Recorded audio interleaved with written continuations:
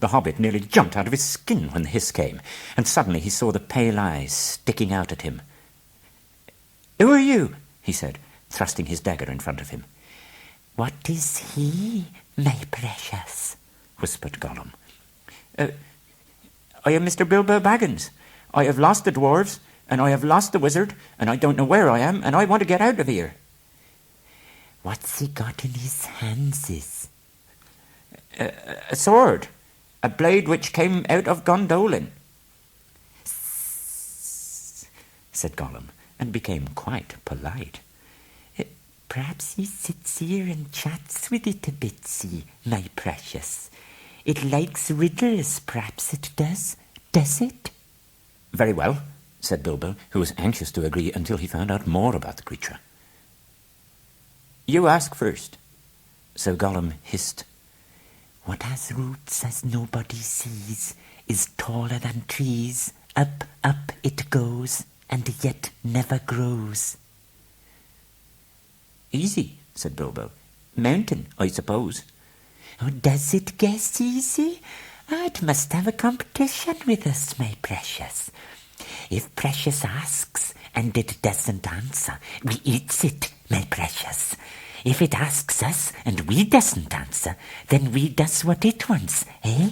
We shows it the way out, yes?" "All right," said Bilbo, not daring to disagree and nearly bursting his brain to think of riddles that could save him from being eaten.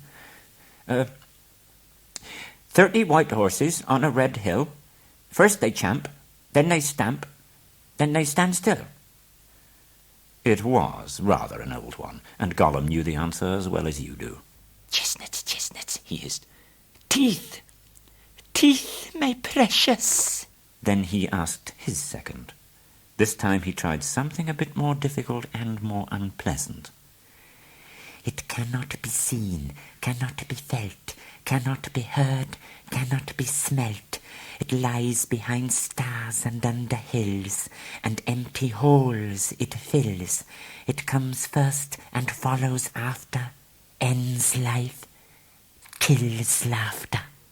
Unfortunately for Gollum, Bilbo had heard that sort of thing before, and the answer was all around him anyway. "Dark," he said, without even scratching his head. "A box without hinges, key or lid, yet golden treasures inside is hid," he asked to gain time. It proved a nasty poser for Gollum. He hissed to himself, whispering and spluttering. "Well, the answer's not a kettle boiling over, as you seem to think from the noise you are making," said Bilbo. "Give us a chance. Let it give us a chance, my precious."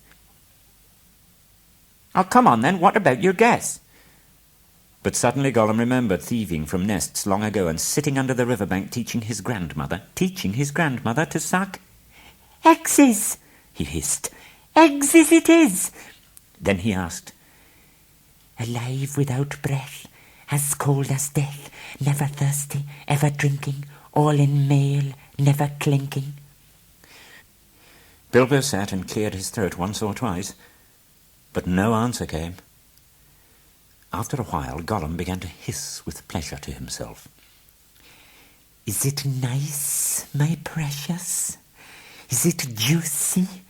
Is it scrumptiously crunchable?" He began to peer at Bilbo out of the darkness. "Half a moment," said Bilbo, shivering. "I gave you a long chance just now." Make haste, said Gollum, climbing out of his boat to get at Bilbo.